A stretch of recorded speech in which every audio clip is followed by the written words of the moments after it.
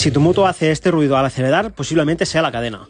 Así que vamos a limpiarla e intentar recuperarla. Vamos a desmontar el pedal del cambio y vamos a sacar la tapa que protege el piñón de la salida del cambio. Vamos a utilizar este producto de Muck Off para limpiar la cadena, que es biodegradable, y con un cepillo especial para cadenas lo vamos a fregar toda entera.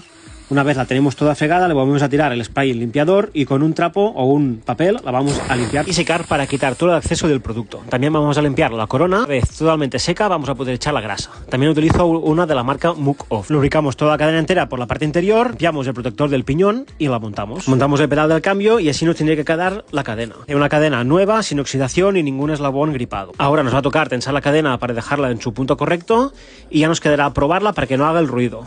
Y aquí lo veis. Y listo.